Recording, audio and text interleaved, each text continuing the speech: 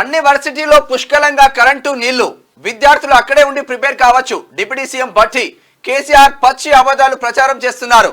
Current ఉన్నా లేనట్టు తప్పుడు ట్వీట్లు చేస్తున్నారు. అయితే లాస్ట్ ఇయర్ 2023లో ఇచ్చినటువంటి కరెంటు తర్వాత నీళ్లు లేవు కాబట్టి మీరు విద్యార్థులు వెళ్ళిపోండి అని చెప్పేసి లాస్ట్ ఇయర్ ఉన్న ఏదైతే ఉంటుందో సర్క్యులర్, అంటే ముఖ్యమంత్రి కేసీఆర్ ముఖ్యమంత్రిగా ఉన్నప్పుడు ఏదైతే సర్క్యులర్ ఉందో ఆ సర్క్యులర్ పెట్టేసి ఇప్పుడు జరిగింది అన్నట్టుగా చేస్తున్నట. ఇదంతా కూడా ఫేక్ ప్రచారం జరుగుతూ ఉంది. అయితే ఎప్పుడు కూడా అంటే ఎన్నడూ కూడా ఉస్మాన్ యూనివర్సిటీ కానీ తర్వాత తెలంగాణలో ఉన్నటువంటి 10 యూనివర్సిటీల గురించి ఎన్నడూ కూడా మాట్లాడని, ఎన్నడూ గురించి పట్టించుకొని, ఎన్నడూ అక్కడ రిక్రూట్మెంట్ గురించి పెద్దగా పట్టించుకున్నటువంటి కేసీఆర్ ఇప్పుడు ఈ ఉస్మాని యూనివర్సిటీ పైన తర్వాత విద్యార్థుల పైన ప్రేమ ఒలుకబోస్తున్నట్టుగా నటిస్తూ ఉన్నాడు. నీ నటన ఈజీగా అర్థమైపోతుంది కాక. ఎందుకంటే నువ్వు వేసిన నాశనం తక్కువనా?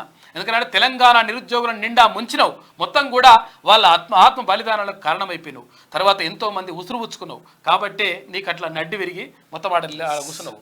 ఎందుకంటే ఇప్పుడు తెలంగాణ నిరుద్యోగులు మొత్తం కూడా గోసపడతా ఉంటే కనీసం నీ బిడ్డకు, అల్లునికి, తర్వాత కొడుకు వీళ్ళందరూ కూడా జాబులు నింపుకునే తప్ప ఎక్కడ కూడా తెలంగాణ నిరుద్యోగులను పట్టించుకున్న పాపన పోలేదు.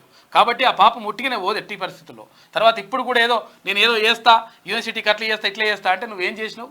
2014 నుంచి ఇప్పటి వరకు 2024 వరకు ఎన్నడన్నా పోస్టులు నింపే ప్రయత్నం చేసినవా? తర్వాత ఏమన్నా అవస్థాపన సౌకర్యాలు కల్పించేటువంటి ప్రయత్నం చేసినవా? ఎక్కడన్నా ఎవరైతే స్కాలర్స్ ఉంటారో వాళ్ళకు కనీసం